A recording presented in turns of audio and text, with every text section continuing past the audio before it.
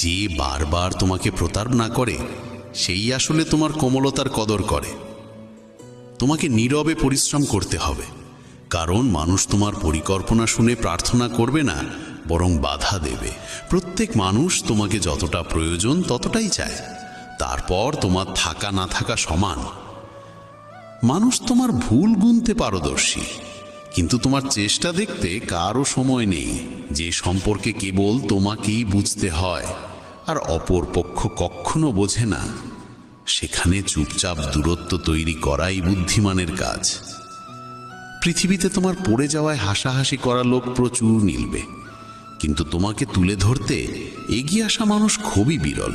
প্রত্যেক মানুষ সত্য শুনতে চায়, কিন্তু যখন সেই সত্য তার আশা ভেঙে দেয়, তখন সেই সবচেয়ে রাগান্বিত হয়। তুমি যত বেশি অন্যকে খুশি করার জন্য বদলাবে, ততই নিজের আসল রূপ থেকে দূরে সরে যাবে। যে মানুষ কেবল প্রয়োজনে তোমাকে মনে করে,